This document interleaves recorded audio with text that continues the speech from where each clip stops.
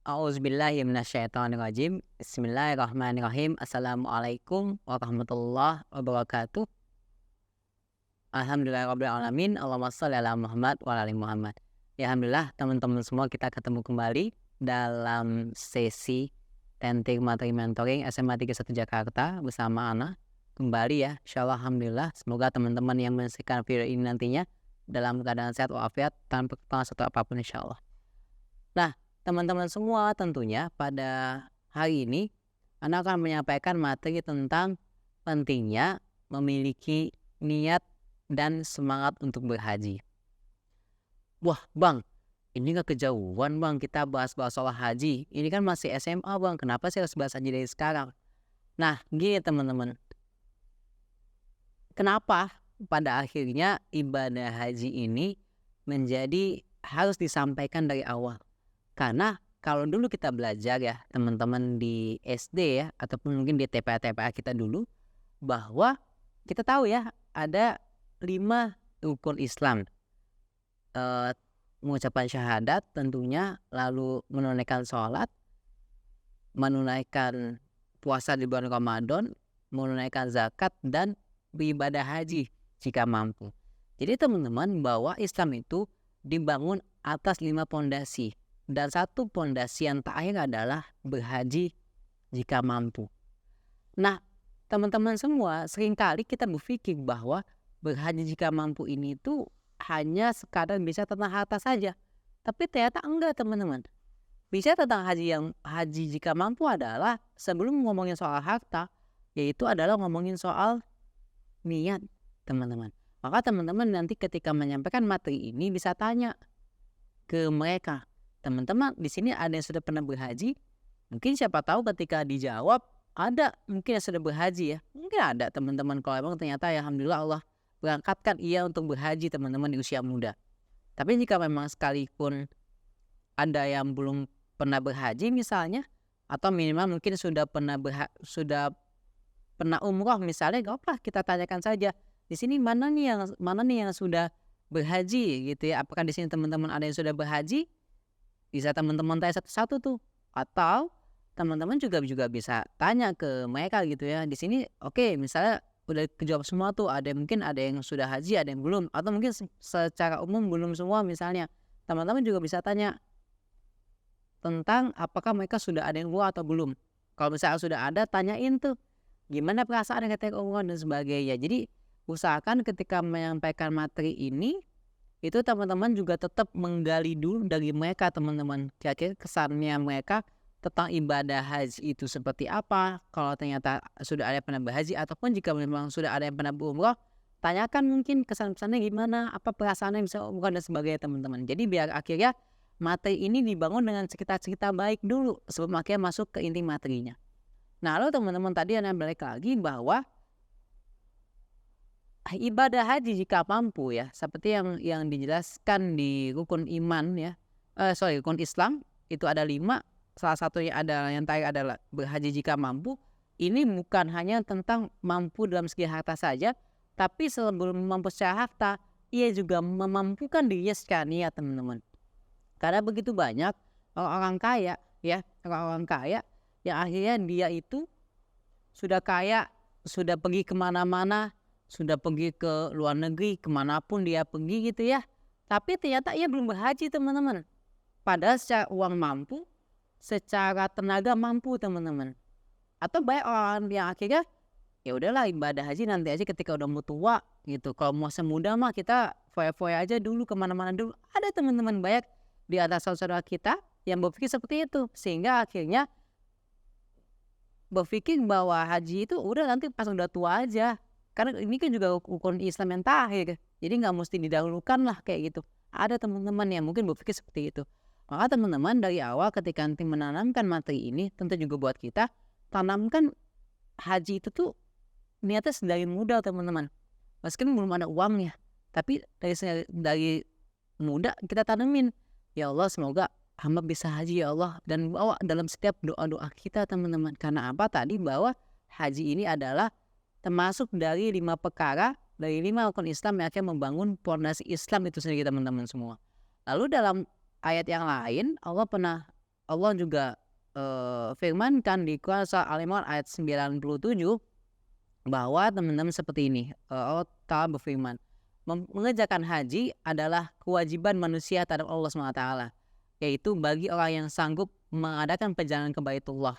Barang siapa mengingkari kewajiban haji, maka sesungguhnya Allah Maha Kaya, tidak memerlukan sesuatu dari semesta alam. Nah ini penting teman-teman. Kalau misalnya kita menganggap bahwa nanti aja lah haji, ngapain sih haji? Kan gue gak mampu, ya udah. Allah gak butuh harta kita teman-teman. Allah gak butuh ibadah kita teman-teman kayak gitu. Maka jangan sampai kita akhirnya Allah campakkan karena kita mengingkari kewajiban haji tersebut teman-teman semua. Nah lalu teman-teman setelah mengumpulkan niat, ketika kita sudah berniat, maka niat ini nantinya yang akan menggerakkan otak kita, yang akan menggerakkan hati kita teman-teman untuk kita berusaha gimana caranya gue bisa haji. Dengan cara nabung misalnya, tentunya itu yang paling utama mungkin ya, atau dengan cara yang lain, dengan usaha misalnya, dengan kerja dengan diet misalnya, ataupun dengan minimal bikin dulu paspornya misalnya, hal-hal perintilan dulu dibikin teman-teman. Sekarang kita tanya, teman-teman sudah niat haji, teman-teman tahu bahwa haji itu tuh bisa, semua orang tuh bisa melakukannya gitu ya. Kalau misalnya mengumpulkan niat, insya Allah Allah berangkatkan. Tapi pertanyaan adalah, apakah kita sudah menyiapkan diri kita? Fisiknya udah benar belum disiapin? Hartanya juga udah disiapin dengan benar atau belum? Atau tadi misalnya soal paspor udah dibikin atau belum? Kayak gitu teman-teman. Karena jika memang kita berniat, pastinya nanti Allah akan tunjukkan jalannya teman-teman semua. Nah lalu teman-teman, oke lah misalnya hari ini soal haji misalnya masih jauh. Kalau misalnya teman-teman berpikir haji itu masih jauh, minimal umroh dulu teman-teman. Karena anak coba ceritakan pengalaman anak. Alhamdulillah waktu 2016 lalu, anak Allah berangkatkan untuk bisa umroh teman-teman di Mekah ya waktu itu 2016. Dan ternyata teman-teman, satu pengalaman yang dapatkan adalah ketika kita bisa berangkat umroh, atau semoga ya kita doakan semoga kita semua bisa berangkat haji teman-teman semua, ada perasaan ibadah yang berbeda teman-teman.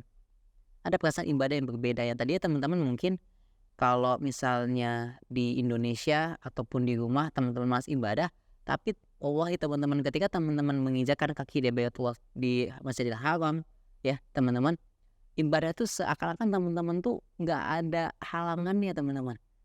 Anak ingat banget waktu pas anak umrah itu selama kurang lebih 1 minggu ya, itu di Madinah terus juga di Makkah ya, di rukun umrahnya waktu itu anak bisa namatin setengah Quran teman-teman dalam seminggu. Jadi anak kurang lebih dapat sekitar 15 juz dalam 1 minggu. Dan mengerjakan 2 kali hatam dalam 1 hari itu lempeng aja teman-teman. Kayaknya nggak ada. Setan itu jauh dari kita teman-teman untuk bisa menggoda kita. Maka karena tempat kita berada di tempat yang berkah teman-teman. Apalagi ketika teman-teman nanti berhaji. Haji kan yang paling lama itu kan bisa 40 hari ya. Bisa 40 hari. Teman-teman bayangkan ketika teman-teman 40 hari ada di lingkungan Madinah, ada di lingkungan Mekah teman-teman semua.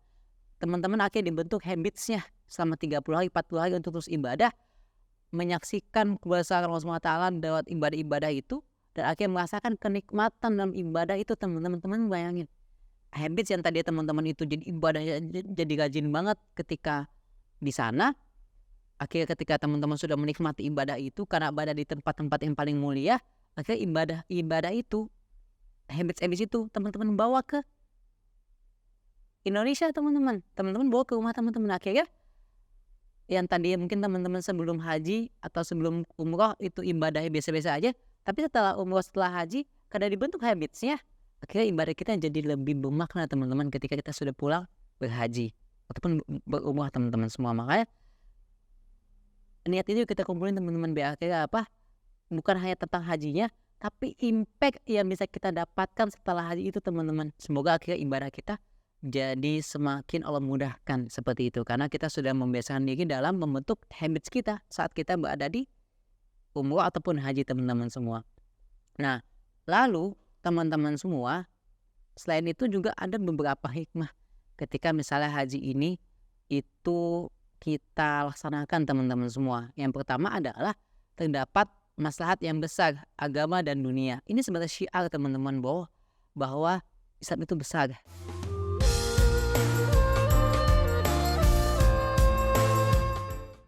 fakta menunjukkan teman-teman di tahun 2023 ini bahwa jamaah haji di Mekah itu mencapai angka tertinggi teman-teman sepanjang sejarah peribadatan haji. Itu mencapai angka 2,5 juta teman-teman, 2,5 juta. Yang akhirnya ini menjadi satu syiar bahwa Islam itu besar. Islam itu tidak mengenal namanya suku, tidak mengenal bangsa, tidak mengenal warna kulit, tidak mengenal pangkat dan jabatan. Semuanya di satu teman-teman semua dalam satu ibadah bahwa siapa yang bertakwa maka ia jadi mulia teman-teman. Ini jadi syiar. Jadi syiar bahwa Islam adalah agama yang tidak memandang itu semua. Kuncinya adalah siapa yang takwa maka ialah yang bisa makin dekat dengan Allah SWT teman-teman semua. Makin dekat dengan rahmatnya Allah SWT teman-teman semua kayak gitu. Ini jadi syiar teman-teman buat kita. Maka maukah kita menjadi syiar itu? Menjadi orang yang akhirnya menjadi bagian dari syiar Islam itu teman-teman, dengan kita bisa nanti berangkat haji. Kalau misalnya teman-teman maunya cepet, tapi kan bang susah bang, ibadah haji itu ada yang menunggunya 30 tahun, 40 tahun gitu ya. Nah teman-teman kumpulin uangnya, kita berniat teman-teman dengan usaha kita biar kita bisa berhaji dengan mudah teman-teman. Ada alumni kita ya, alhamdulillah kemarin berangkat ya teman-teman, berangkat haji furoda. Hajinya itu 350 juta teman-teman satu orang. Berangkat berdua sama istrinya jadinya 700 juta teman-teman. Apakah kita bisa seperti itu? Bisa teman-teman, tapi niatnya dari sekarang. Ya akhirnya nanti Allah kabulin dan Allah mudahkan niat-niat itu teman-teman.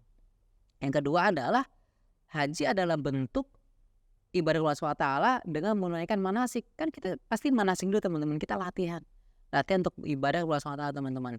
Yang ketiga adalah dalam haji ada pengorbanan harta. Pasti kita pengorbanan harta teman-teman. Kita bayar tiket, kita bayar ini itu teman-teman. Ya akhirnya ketika kita korbankan harta kita, semoga harta ini menjadi saksi nanti teman-teman bahwa kita serius beribadah kepada Allah SWT teman-teman semua. Kayak gitu. Yang keempat, ibadah haji itu capek. Tapi capek berpahala teman-teman. Karena apa? Ibadah teman-teman.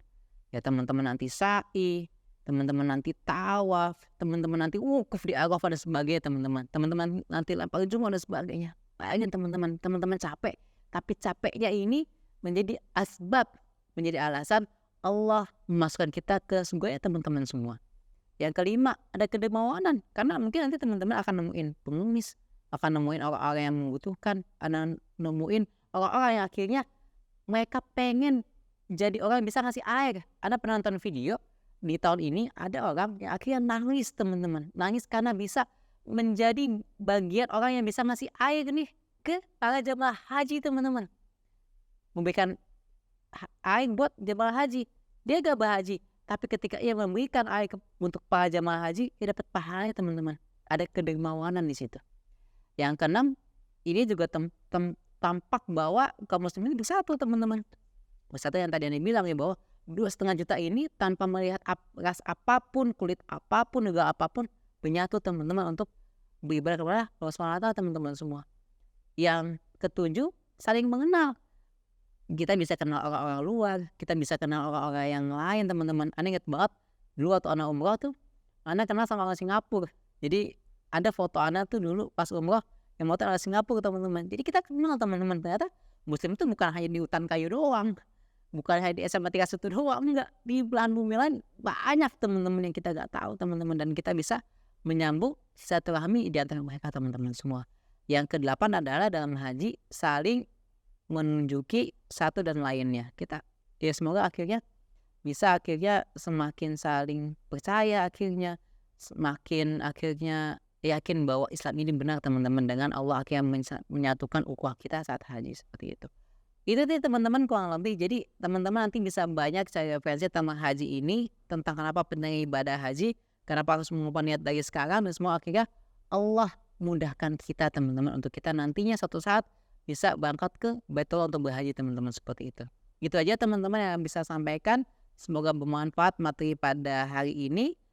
Jika ada salah kata mohon maaf dari Anda, yang berdatangnya dari Allah, maka jangan kita termasuk orang ragu. Wassalamualaikum warahmatullahi wabarakatuh. Guys, 3-1. Utamakan dakwah, Allah.